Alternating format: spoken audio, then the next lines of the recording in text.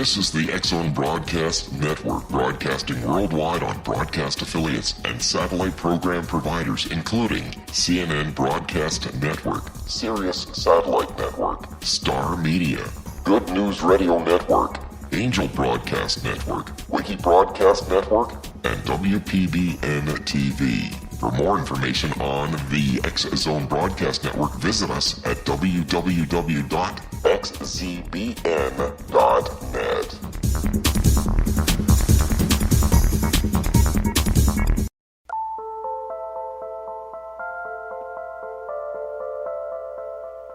Good evening, everyone, and welcome back to Paranormal Stakeout. I'm your host, Larry Lawson, coming to you from the mothership of paranormal programming, the X-Zone Broadcast Network. And it is sure great to be back with all of you tonight from the Southern Command Post of the X-Zone Broadcast Network in Vero Beach in Fellsmere, Florida. It's been a great week, and I always look forward to being back with you folks after a long, hard week of work in the law enforcement field. And tonight, we've got a returning guest, one that I promised you would come back a few weeks ago, Dr. Albert Taylor. Dr. Taylor is a #1 Los Angeles Times best-selling author and former aeronautical engineer and scientist who worked on the International Space Station.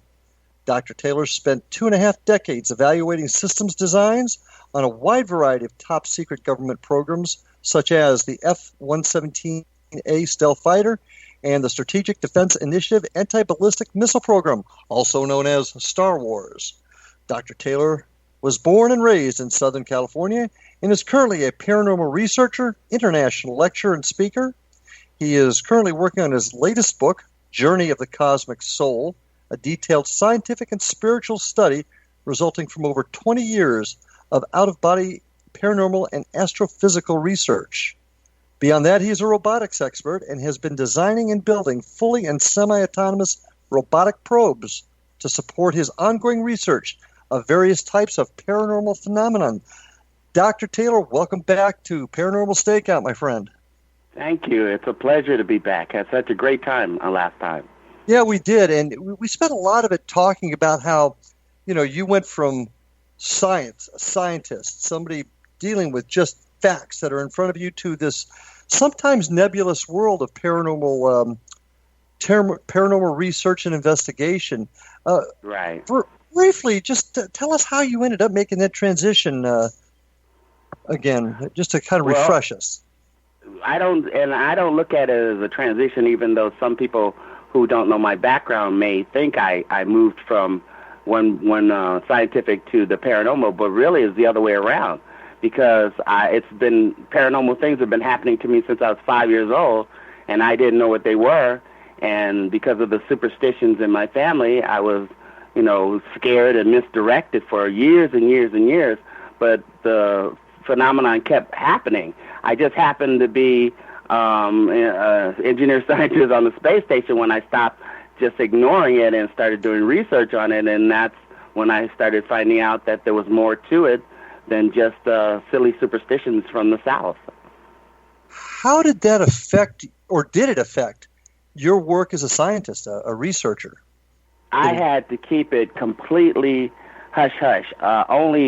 I think maybe only 2 people out of the entire place I was working at McDonnell Douglas and NASA, Johnson Space Center, only 2 people out of those 2 places even knew about what was happening and what I was doing. So I believe then, and I do now, it would have affected my ability to perform my job tremendously. I made the mistake of telling a former secretary, when I was I think I was on the B-17, the C-17 program, the cargo aircraft. Right. I was doing the flight controls on that. I told her what I was doing because I was working on the book at that time, Soul Traveler, and she literally, the next time I saw her, she was coming toward me at first, and then when she saw me, she moved to the other side of the aisle and continued walking without even speaking to me. I was shocked. Wow. But it's all right, because good things come to those who wait. Just before I left that division, I saw her coming again, and I decided I was just going to ignore her because I figured that's what she does. And, she ran up to me and she said, "Oh, my God," she said, "my husband told me to not talk to you, but," she said, "what you were talking about, it happened to me, so I understand now." So, it's okay if people are afraid of it. I was tremendously afraid of it. I grew up that way.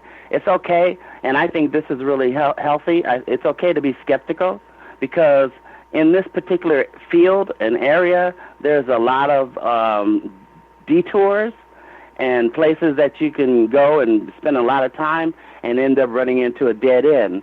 So it's okay, but the reality of it is, if you hold back your judgments on what's going on, be skeptical but open, there is something happening. Now, whether you want to call it a ghost or a spirit or a paranormal phenomena or whatever label, which I say refrain from that because we need to understand it further, whatever label we want or way you want to look at it, there is something happening. So we, as paranormal researchers, and myself, my group, and others that I've met, we want to understand what that is. We're not trying to lean it in any direction. I'm not trying to make sure it adds up to a humanoid apparition. I'm not trying to do that at all. I know something has been happening to me for a long, long time. I started researching into it, and then I found out that I'm not the only one. I found out that people all over the globe are having various types of experiences. So it doesn't matter what you believe in. It doesn't matter what you grew up at, what your geological background. There's something that's happening. Well, what we're going to do, we got to take our first break here, Dr. Taylor, and we'll be back right after this to continue this discussion. Stay with us, folks. Paranormal Stakeout.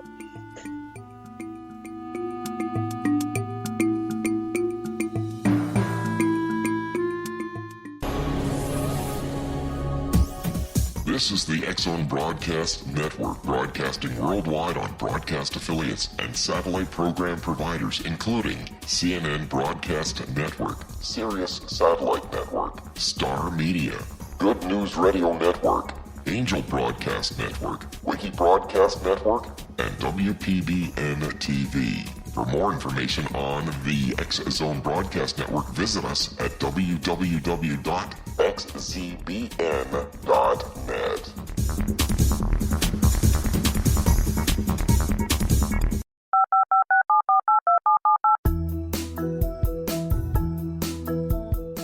Did you know that when you're on the road with limited data or Wi-Fi, you can still listen to the X-Zone Radio Show with Rob McConnell, The Science of Magic with Gwilda Wiyaka, X-1, Dimension X, Space Patrol, and every minute of the X-Zone Broadcast Network by calling 213-401-0080, courtesy of Audio Now.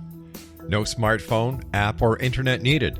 It saves your data plan, and it's free if you have unlimited minutes. Call 213-401-0080 to listen on any phone, anytime, anywhere. Remember 213-401-0080 for the best of the paranormal, parapsychology, and sci-fi radio programming anywhere, 24/7, 365.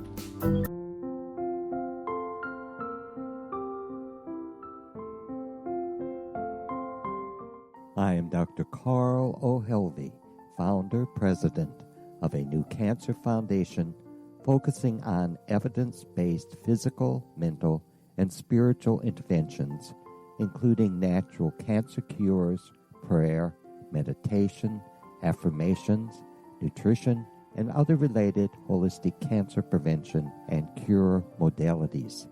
These are used in cancer education, research, and financing care. I ask for your help to continue this important work by donating at www.holisticcancerfoundation.com.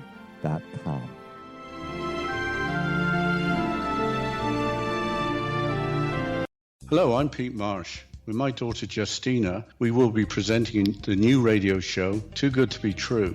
If something seems too good to be true, it usually is. But with the help of Justina's amazing gifts, we're going to gain insight into questions that don't yet have complete answers. Have you wondered who built Stonehenge and for what reason? Why are crop circles found in the same region as Stonehenge and elsewhere? Are crop circles a hoax, or are they created with technologies that we have little knowledge of? Who built the pyramids in Egypt and also in other countries? How and why were they built? Was the Titanic switched with the Britannic as part of a gigantic insurance fraud, or for more insidious reasons? What caused the Tunguska event when trees were flattened over an 800 square mile area in Siberia? Will the new insights be too good to be true? Well, that will depend on what you are prepared to believe. Please join us as we start on this journey together. For more information on Too Good to Be True, visit www.xzbn.net. Little children aren't the only ones afraid of the dark. Millions of soldiers return from war zones with PTSD, anger, frustration, fear, and loneliness, much of which surfaces during the darkness of the night. You have the chance to change the lives of these American heroes. Songs and Stories for Soldiers.us provides free MP3 players for these men and women. With a list of 3 million songs in 16 different styles, 100,000 audiobooks, and 30,000 old-time radio programs, every veteran can find something to soothe and comfort them at no cost. All our players contain an 8-hour audio program designed to help veterans fall asleep. With 1,500 plus vets now participating, it's our goal to deliver 10,000 audio players this year. Go to our website at songsandstoriesforsoldiers.us. Help us help a veteran make it through the night. Welcome back, everybody, to Paranormal Stakeout. Tonight, my guest is Dr. Albert Taylor, scientist, astrophysical engineer, paranormal researcher. Sure is great to have you back, Doc. Listen, we talked a little bit about in the opening segment rehashed a little bit about how you got into the field. I want to take a couple minutes. You have your own team, correct? Paranormal Research Institute? Yeah, well, what happened was there's a foundation out here in Anaheim, California. It's been out here. It's one of the oldest research facilities in Southern California. It's about 60 years old or so. I was on the board of directors in that facility, and I even became chairman of the board. And I was saying for years, I was on there for 10 years. I kept saying every year, we should have a paranormal research department. If anybody should have one, we should have one. And I said that for about 5 years. And then finally somebody said, well, why don't you lead it? And I thought, well, I don't know if that's what I want to do. And I thought, well, I keep talking about it. I seem to have the passion about it.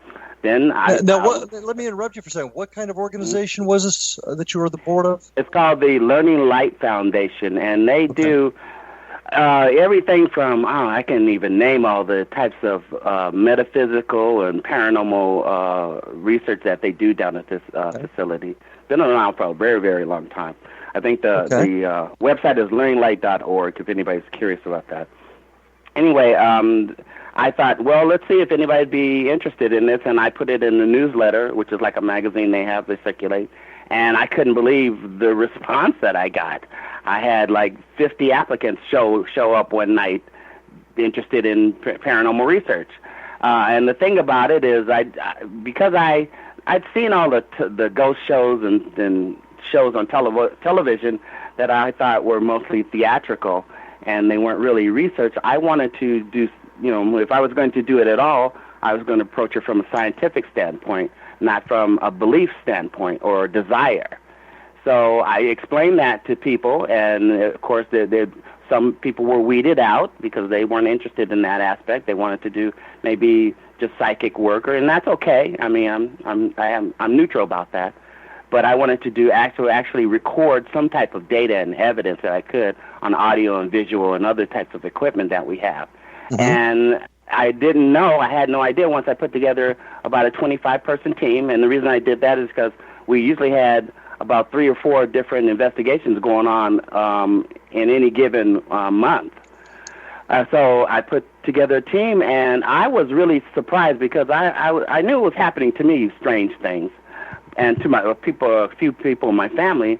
But I was really surprised that when we started going out on these investigations, that we actually started recording unexplainable phenomena. I was shocked, and I was pleasantly surprised. I mean, I've been told that we have collected, in my team, some of the best EVPs, electronic voice phenomena, that anybody has ever collected. We've got, and I actually started putting them into categories where I thought, well, a lot of this, the EVPs that people collect, you can't understand them, and then some you can. So I started labeling those interactive, when you would ask a question and then something would respond. And then I started collecting video data and phenomena and things that were moving around that were unexplainable. I didn't say what they were or categorize them, but I started putting pieces together, meaning that if the phenomena occurred and there was a visual data, and maybe there was an interactive data where someone asked a question, then it happened, and then maybe there was audible data where we get knocking or something like that, and then there was the third or the fourth would be a voice. If you put all those three together, it kind of adds and leans in towards something. Let me ask you this quick question, because this is coming to mind now. Have you been able to correlate any of these? And I actually use the term triangulation. It's a COP term for drawing diagrams, crime scene diagrams. So you've got three different types of equipment registering phenomenon. Have you been able to correlate any of that with things such as moon phases, solar flares, anything like that? We have not looked at celestial types of coincidences, but we focused in on geographical, the types of things like we checked city records for any past history on the particular area. We interviewed the people, or whether it was something that was reported where at different places or reported before they arrived at the location, that type of thing. I'm open to the effects of the moon and all celestial bodies, because they affect us internally, and I've even heard, as you being a law enforcement, I know you've even heard on full moon there seems to be more crime. I'm here to tell you that is a fact. I don't care what anybody says. On the full moon, we did this. And you're not the only law enforcement officer that has reported that. So if that is the case, then there is something regarding celestial bodies, our closest neighbor, our moon, that can affect us, and I'd be interested in knowing about that. But I'd also be interested in knowing how it affects the paranormal and what the relationship is there. And that's where I'm coming from. I think there is a correlation, and I think that's something we in the paranormal field have not fully used or utilized to determine how it affects what we're gathering in the data. So I think it's something we need to look at, and I'd like to talk to you a little bit further about that. Now, well, Larry, I can say this. One of the things we do when we document a case is we write down the time, the date, and things like that. So it would be easy to use our historical records to go back and look at the position of the moon at that particular time. So it's not totally lost. We just haven't gone back and done that. And I do the same thing. And that's the other issue also. I'm a firm believer that if we use the techniques that I use in a criminal investigation for paranormal investigations, we can collect this data and preserve it a whole lot better, which leads me to this question. How do you collect, store, and preserve your data? What method do you use? Well, in the beginning, digital cameras, analog recorders, because analog works better than digital for collecting EVPs, things like that. A starlight scope, which is, I think, 40,000 times more sensitive to light or something like that. I mean, it looks like daytime when it's pitch black. And I caught some incredible footage with that also. A EMF meter, or several types of EMF meters, electromagnetic field meters, a laser temperature sensor, which measures different types of maybe cold or warm spots in a given room, especially when it's high above, when you can't reach it, or in some inaccessible area. And we've been experimenting with something to help detect ions. That's just in the beginning, because I read something by another researcher where he talked about during phenomena there seems to be a collection of ions or negative ions in a certain area. So we've been looking into investigating into that also, and putting them all together. And then also, and lastly, I don't disregard people who have skills. I mean, I call them intuitives. Some people might call them something else. But some people, we as humans, and I, from my own experience, personal experience, we're sensitive to paranormal phenomena. Otherwise, there would be nothing to report if no humans ever saw this. So I have looked into this and used some people as tools. They're great people, but I think of them as tools to also add another piece to the puzzle of the research particular area that we're looking into. Yeah, and isn't that the hardest, the most difficult type of evidence to catalog and be able to present? Because I agree with you. I've dealt with many folks that have the gift, as I call it, but it's so hard to qualify that type of you have to set it up certain ways. This is one of the things I do.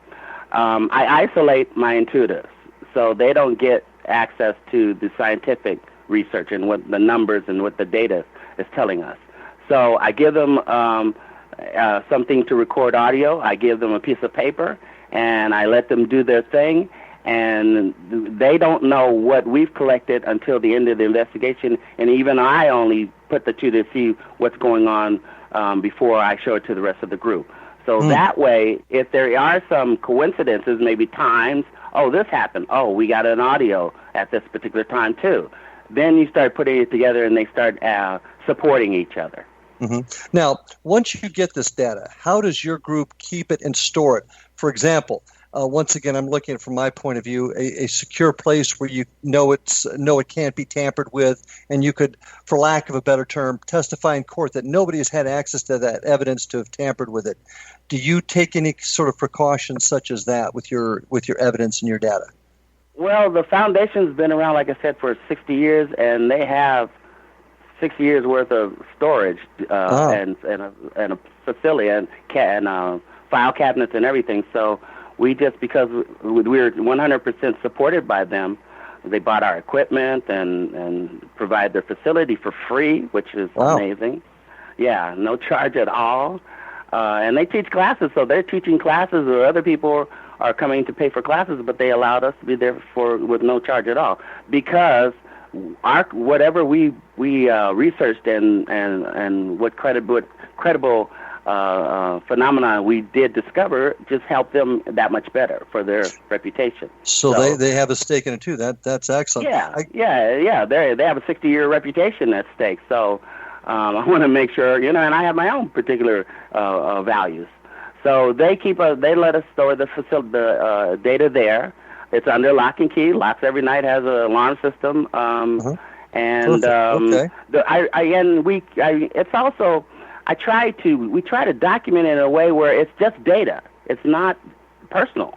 It's not saying, hey, I believe this, or I think this. It's not that at all. It's data. It's like, a matter of fact, I did a presentation down there to let them know what we were doing. And the thing I did is I brought a bunch of data, audio and video and things like that, and I said, I'm not going to tell you this place is haunted, this particular location. I'm not going to use that word. I'm not going to tell you there's a ghost. I'm not going to say any of that. I'm going to play this for you, and I want you to tell me what's going on. And I played the video, and I let them hear the audio.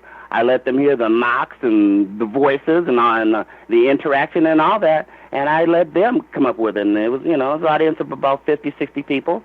And majority of them lean toward some type of paranormal phenomena, So that's the way I prefer to present things, because it keeps me out of the loop, and it's not personal. That's also why I use robotic probes, because it's not personal. We're going to talk about that when we come back after the next break. And what you're describing sounds exactly like my vision, because I'm a big proponent of gathering the evidence, protecting it, preserving it, and with the goal of figuratively, so to speak, presenting it to a jury, if our peers, if you will, to help us prove the existence of, or to disprove the existence of. But gathering that evidence, I think, is vitally important. It's something that we have been, in my opinion, we've been missing in this field for a while, and that's the collective gathering of evidence, protecting it, preserving it, and presenting it in such a way that it makes sense. And we got to take the personal stuff out of it. We got to remain skeptical. But with that, I'll tell you what, we're going to take our break here in just a couple of seconds. Dr. Taylor, don't go anywhere. And listeners, don't you go anywhere either. We're having a great conversation. We'll be back in just a couple of minutes after this break. Paranormal Stakeout.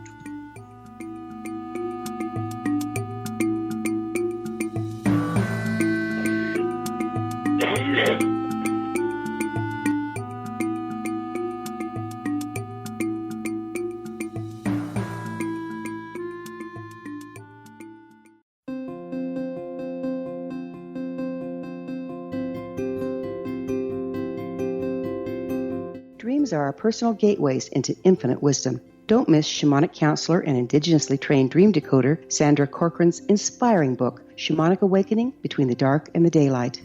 This remarkable work chronicles Sandra's 35 years of experience with diverse wisdom keepers and her initiations throughout the Americas and across the British Isles, Turkey, Greece, and Egypt. Sandy's knowledge of symbology, psychology, and myth influenced her dream blog and workshops. Sandy offers private tarot readings, international journeys, a meditative CD, as well as her book, Shamanic Awakening, to encourage you as you navigate this earth walk, creating a deeper connection to yourself and all that is. Find this and more at Sandy's website, starwalkervisions.com.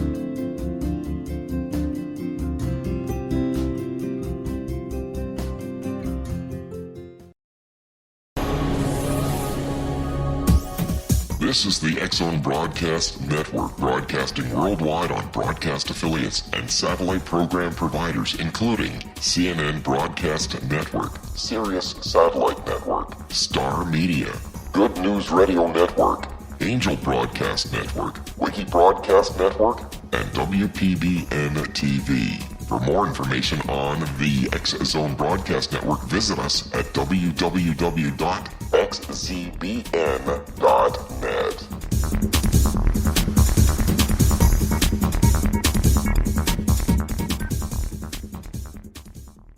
How would you like to be able to read other people's minds? Well, the next best thing is here. When you know how to read a person's name, you know how the person thinks, feels, and behaves.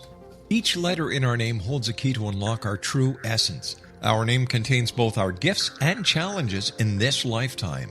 Mnemology science discovers personality secrets hidden in the placement of the letters of our names, including the first and last impression people remember about us.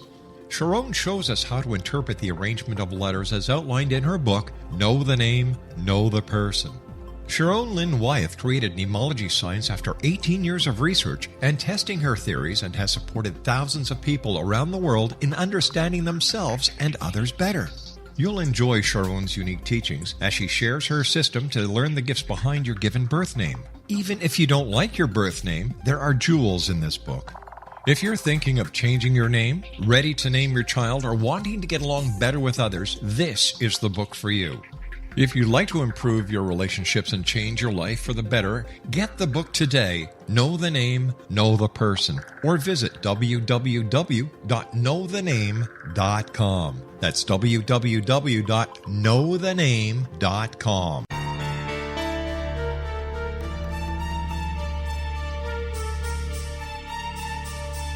Hello, I'm Justina Marsh, and with my dad Pete, we are going to present a new show called Too Good to Be True. Together, we are aiming to discover more truths about this world and beyond. Do you have unanswered questions about the world? Do you ever wonder about aliens, conspiracy theories, or the universe? There are many shows discussing subjects such as pyramids or UFOs, but we want to relay this information based on our own research, including from spiritual means. Hopefully, listeners will be helped with their own beliefs and will appreciate the psychic insights that add to the previous research and information. We both look forward to sharing this insight and beginning this journey with our listeners. Visit xzbn.net for more information about when to listen.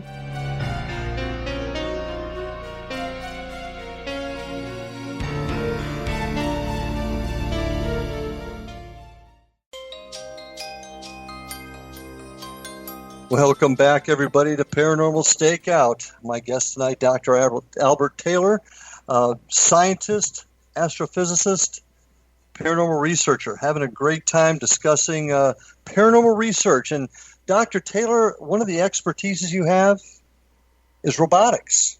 Mm-hmm. And you're doing some fascinating things with robotics and paranormal research. Share it with us, if you would. Well, it's in the natural progression of things, because what did NASA do when we wanted to explore the unknown, the outer planets or the moon? We sent probes, and we still send probes. We're still going to send probes. That's how we know about how our solar system has grown from just a few planets to as far as the Oort cloud. I mean, that made sense to me. So after I helped design GPS, which is a satellite program that everybody uses now, but when I worked on it, it was just for the military. And because of my experience in Strategic Defense Initiative, which was anti-ballistic missile types of satellites, and because of my experience in the space station, it just all made sense that here is something that I'm exploring that is unknown to me. And there are some places where I can't get to because they're either dangerous or, in one particular case, I have to specifically, which gave me the idea. I was kind of leaning it toward that, but this particular case gave me the ideas. I got called by a realtor in Rialto, California, and she said that she has a guy who cleans her houses for her, and before she puts them up for sale, and something happened to him in this one particular house that scared him so bad that he refuses to return back and finish the work. And she wanted me to go and our team to go and investigate this place. So we did exactly that, and it's a 100-year-old home, which is an amazing place. And as we were looking through the house, we discovered it was a hidden doorway. It was it was a bookcase that was on hinges, hidden door. You could actually, and you could actually open it, and then there was a passageway behind it, which was amazing. But what I noticed that night is because we try not to disturb the environment too. We want to keep it almost like it was when the phenomena happened. Is I noticed that this passageway hadn't been opened for a long time because the layer of dust probably was about 50 years old because it was undisturbed, no footprints or no handprints, nothing. So the last thing I wanted is I had about a 13 or 12 or 13 man person crew at that time. The last thing I wanted was 6 to 13 people marching through this pristine area and messing it up for any further research. So we didn't go into this area at that particular time, and I went home and I thought about it, and that's when I came up with the idea to use a robotic probe because of the minimal amount of disturbance it would cause, and that it would be able, with the equipment that we carry normally in our hands or on vests, I can mount that equipment and then maybe Wi-Fi it back to a base station and record it. And the first time I put together a tracked vehicle with a sonar sensor, with an IR sensor, with an EMF sensor probe that it could raise up, and then a few other things, and audio recording, and sent it into the area, and it worked beautifully. I was shocked. I was able to not only store the data on the actual robot, but actually store it at a base station that was outside of the area, and it went beautifully, and I got some amazing footage from that place that I have to share with you. It's mind-blowing. It's mind-blowing. It was indoors? That's how I got into it. Oh, okay. Now, you started off with a track vehicle. Have you designed several of them, or have you just been using one? Well, because I got cases where there were children involved too. Okay. So one of the first one, it was intimidating to children. I didn't know that, but the child said that it scared them. So I had one that looks like it was colorful. I don't know if I shared that with you. It was colorful and it had eyes and looked like it was very friendly, and that's Oscar. And it has sensors and eyes that you can look at. It has night vision and all that. Others that I've been I put together, because I fly drones also. Okay. And drones are basically flying robots to me. They're so smart, some of them. I thought about, I have a micro vehicle that has IR sensor, and it's semi-autonomous, where you can program it, and it will go off and do a particular mission and come back and record data, or will monitor motion and all of that. Well, one of the things is a track vehicle. I mean, sometimes I'm a pretty good driver, but sometimes there's some limits, or you could get stuck, or anything could happen. And what I did is I have, because drones come in all shapes and sizes, I put the two together, a micro drone with its own recording capability and auto hover and all that, and attach it to the back on a platform, and now I can take the tracked vehicle, the micro track vehicle, into a particular location, and then launch the drone to fly and record data in the particular area. So that's one of some of the vehicles that I've experimented with. Do you see the use of these vehicles, these robotic vehicles, taking the place of a human investigator? No, because I, like I said, I still use intuitive, and because I think it's important on how a person reacts to a certain area. I've had some really insane things, if that's the right word to even describe it, where I've had one of my own investigators grabbed by something unseen and left a huge bruise on their arm, and that wouldn't have happened to a robot. I've had another one who felt like an investigator had to walk into a room, and immediately the batteries on her recorder, which we have, all our batteries are all charged, but the batteries on her recorder and failed, and immediately she went for a throw, and she felt like something was choking her. So that would not have happened unless I had human beings. I just look at this, it's like going to Mars. I mean, yeah, it's great that we have these robotic probes up there running around, but it's going to be even better when man sets foot on Mars, or woman sets foot on Mars. So I think they work together as a great team, and I don't see them, any of them, being independent and working as efficiently. Yeah, I could not agree with you more. There's nothing like having boots on the ground to get the job done. I totally agree. Yeah. Now, you're talking about the drones that you were flying. I'm assuming those are only outside. Do you use them inside also? No, they're totally both. I have micro drones that are really tiny with really smart. They're capable of hovering by themselves and returning to base and everything. So I have the micro. I have the mid-size. Let's say the micro is about the size of your palm. The mid-size is maybe about the size of two and a half hands.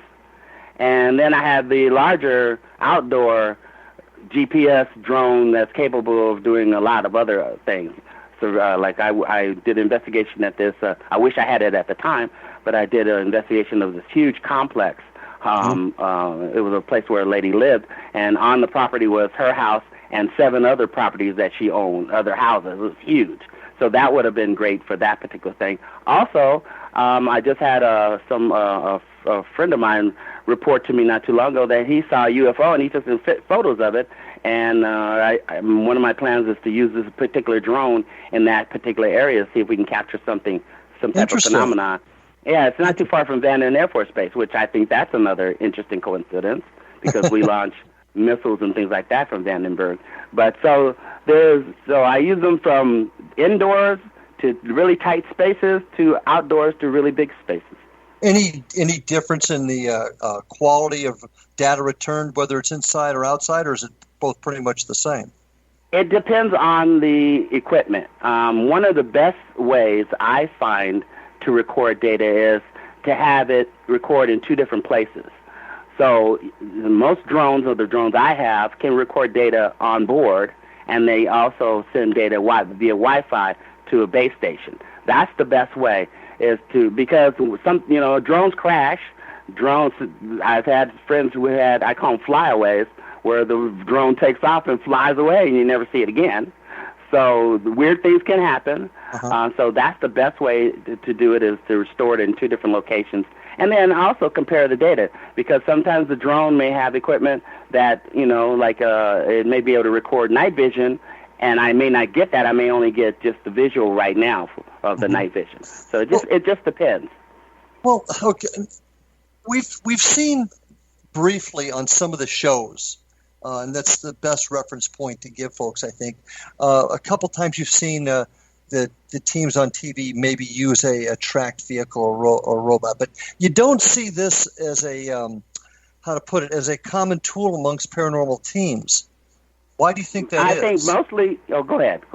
No. That's my question. Why do you think that is? That it's just not a common tool. From what I've observed, and I saw a paranormal show that used a tracked vehicle in a mine. I don't know if that's the same one you're talking about. Yeah, it is actually. It's supposed to be a haunted mine or something like that. Right. Well, the crew. This is the thing: is the team members they aren't the creators of the drone.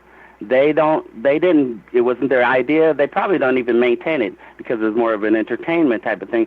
So the whole reason for it being is not necessarily focused on research and paranormal investigation. It's more of entertainment and another vehicle or another way of collecting video. Mm-hmm. So Okay. that's me personally. I had a goal. I had something I needed to accomplish. And I was trying to figure out how to do that. What's the best way to do that? And it just happens to be that my background helped me to decide on that, to narrow it down and decide on that and actually design it from the ground up. One of the things, and this is another thing, Larry, that I love, it's part of what I like to do, what really motivates me, is my robots are built from recyclables. I do dumpster diving. My treads are made out of a recycled treadmill. I went to a treadmill store and got the actual tread that they use on the treadmills.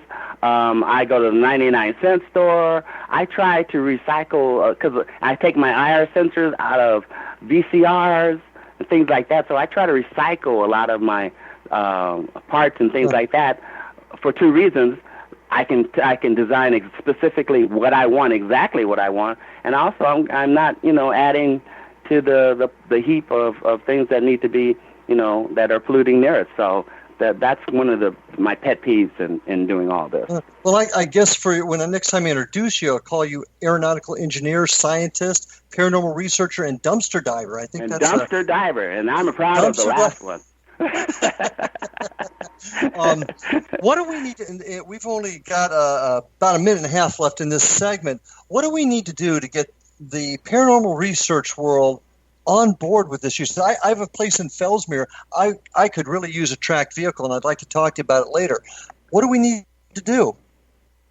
As far as the equipment or procedure? No, as far as getting. In fact, what we'll probably do is we're probably going to wait till the next segment here. We're about out of time for this segment. But what I'm talking about is how do we get the use of robotics into the mainstream of paranormal research teams? And that's what I want you to think about when we come back after this next break. I'd like to talk about that a little bit further in your thoughts. So, folks, stay with us. This is Paranormal Stakeout. Dr. Albert Taylor. We're having a great conversation. Stick with us, and we'll be back right after this break.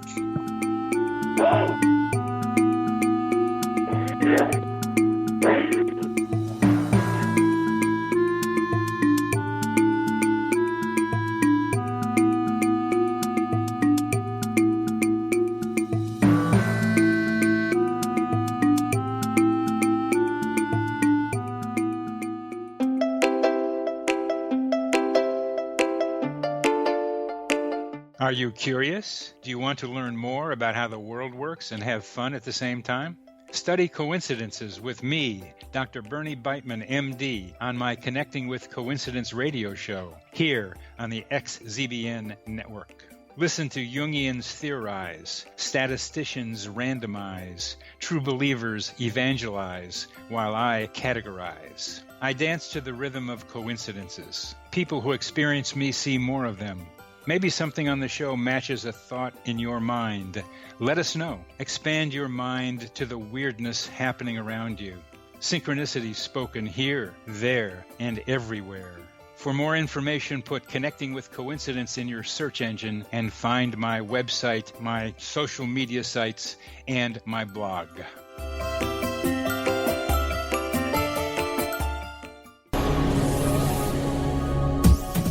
This is the X-Zone Broadcast Network, broadcasting worldwide on broadcast affiliates and satellite program providers, including CNN Broadcast Network, Sirius Satellite Network, Star Media, Good News Radio Network, Angel Broadcast Network, Wiki Broadcast Network, and WPBN TV. For more information on the X-Zone Broadcast Network, visit us at www.xzbn.net.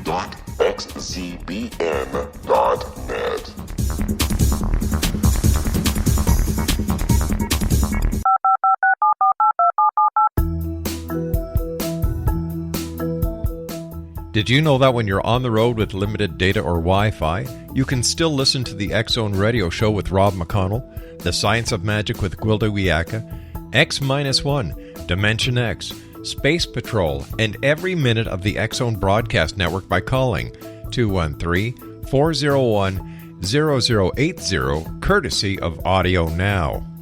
No smartphone, app, or internet needed. It saves your data plan, and it's free if you have unlimited minutes. Call 213-401-0080 to listen on any phone, anytime, anywhere. Remember, 213-401-0080 for the best of the paranormal, parapsychology, and sci-fi radio programming anywhere, 24/7, 365.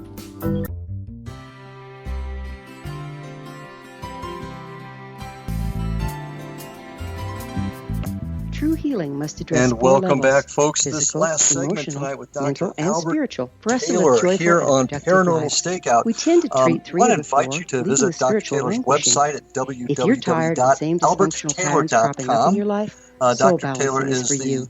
author Trixie of Soul Phelps, owner and Traveler. founder of He's Soul currently Balancing, working is a on another naturally book, gifted energy The healer Journey of the trained in Cosmic numerous Soul. esoteric forms, Be including on the lookout for shamanism. that one. It'll be out Trixie has soon. created a powerful modality that I safely also and like to effectively invite you clears to your go energetic to field. A soul balancing session can remove interference, www.xzbn.net, heal trauma, and there you'll restore find your all the hope. fantastic Contact Trixie for a programming life-changing that the X-Zone long-distance session Broadcast today. Network has to offer, including yours truly on Paranormal Stakeout.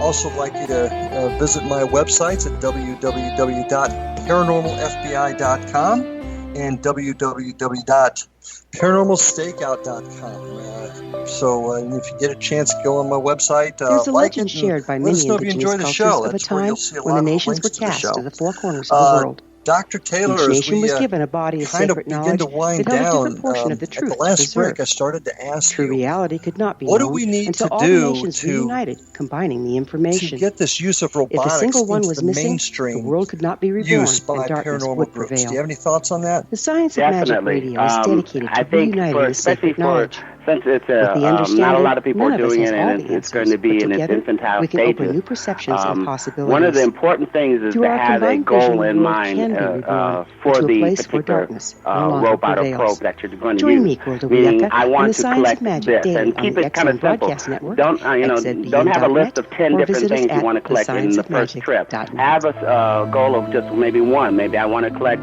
audio. Maybe I want to collect video. Maybe I want to collect motion and audio, or motion and video, and then design the probe to collect that the best it could possibly be. Make sure it's the best at collecting those one or two particular points of data, the best you can make it.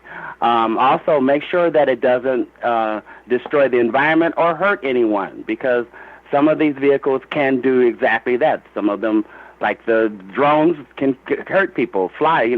Some of the robots are heavy, very heavy. I wouldn't want them running around in particular some houses because they can damage furniture. Then once you do all that, collect the data, let the data speak for itself.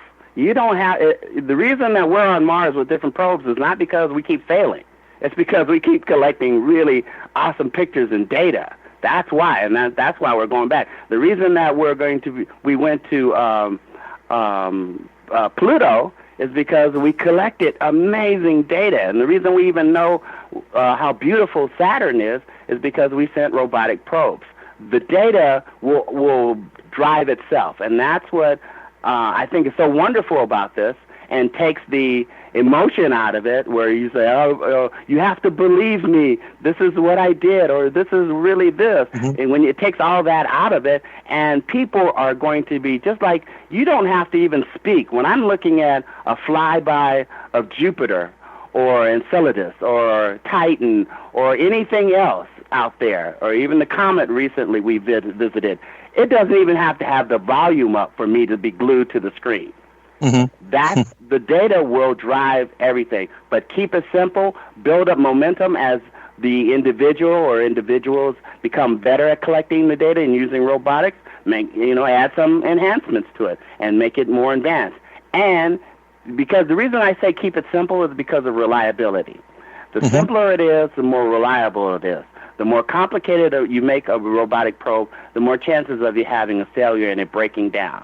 So that's really, to me, that's a simple formula. Don't keep it simple, kiss, and have fun. I always tell people, you can't even be on my team unless you have fun first. You got to have fun, because it is a lot of fun. It's fascinating. It's a bunch of emotions that you don't normally get unless you're a daredevil pilot or a spelunker or something like that. So that's my simple formula for it, and it seems to work for me for at least a decade and a half now, or almost 2 decades.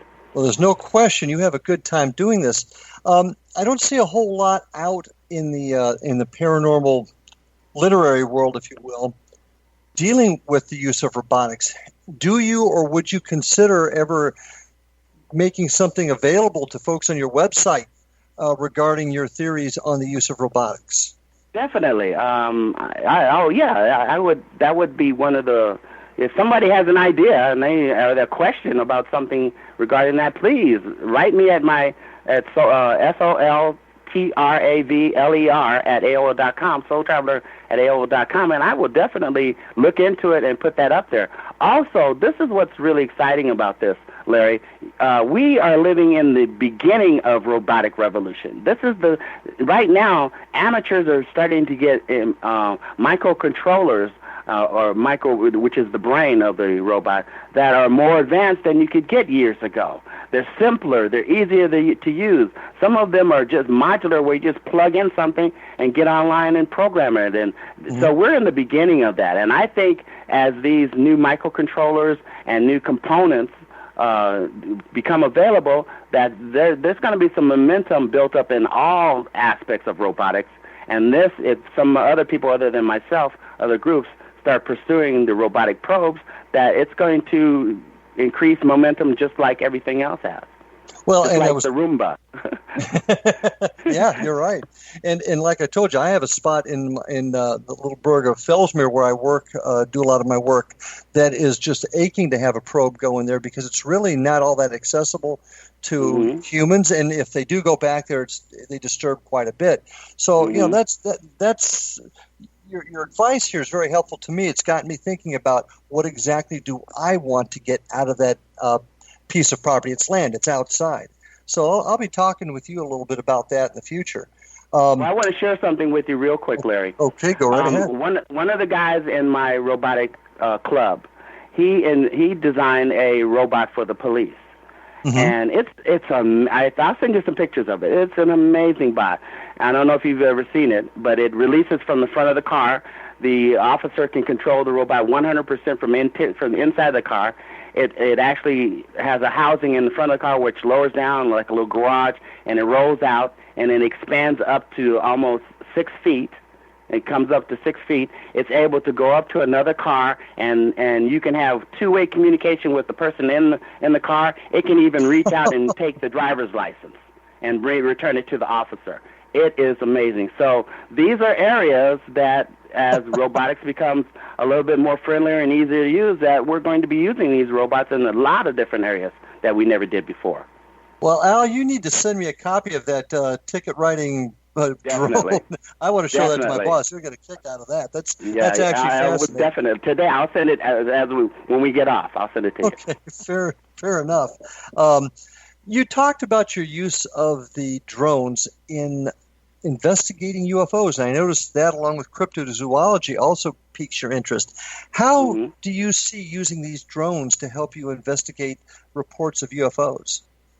Well, the first thing is I call it needle in a haystack. You got to narrow down the area that you plan on collecting data from, because otherwise you go out and you get nothing. You waste a lot of time.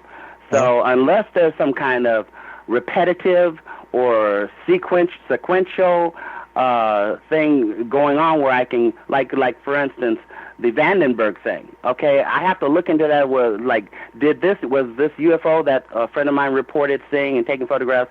Was that before a launch, after a launch, during launch? What was happening in the area? Try to narrow it down, and then geographical location, document the path of the vehicle or whatever you're trying to see, or maybe like out here there was a crop circle that was discovered on the beach not too far from here. Or something like that. That it's really important to narrow down the window. Otherwise, you're going to be wasting a lot of time and gas. And what fuels my enthusiasm is collecting actual data, not coming back with a blank roll of film or empty. So to speak. So that will put the fire out if you go out and waste a lot of time every time you go out and you get nothing. That's going to put the fire out in your passion. So it's really important to narrow it down and increase your chances of coming back or collecting something. And if it doesn't happen the first time, if you've narrowed the window, then the probability of something happening over maybe the next 4 or 5 investigations increases. So that's the way to do it, and not just be haphazard about it. Do you find any correlation between areas of energy and the appearance of either ghosts or UFOs that would allow you maybe to launch this probe into that area? Does that make sense? Yeah, well, this is what I've still putting together and trying to understand, is that remember people would say, oh, the witching hour, it's after midnight, and that's when there's paranormal activity and all that, but it really has nothing to do with the time or anything. What it has to do with the location of where the sun is, and that on the side of the planet where the sun is, and on the dark side, there's very few cosmic interference with subtle energies. That's why we can pick it up better at night than we can in the daytime. So those are the kind of things that you kind of have to look at, and what's contaminating, what's interfering. Like out in my particular where I live, it's very difficult to fly drones because of all the electronic interference. So it's not a great place to do that. So those are the type of things that it's important to look at and to eliminate, and then you're able to collect data in these particular where it's not based on superstition anymore, and it's based on some actual scientific parameters. And that's the best way, because parameters don't disappear. Absolutely. But my friend, we are about out of time, and I hate to do this. We could go on for hours. We're going to have to do this again. But ladies and gentlemen, Soul Traveler, SOLTRAVLER at AOL.com. That's Dr. Albert Taylor's website. Please go to it. Look for his book, Soul Traveler, and the upcoming one, Journey of the Cosmic Soul. Albert, great conversation. We're going to have to do this again. There's so much more we can share with our friends and colleagues out there, but I want to thank you for being with us tonight. With that, ladies and gentlemen, be with us next week for another episode of Paranormal Stakeout. See you on the other side.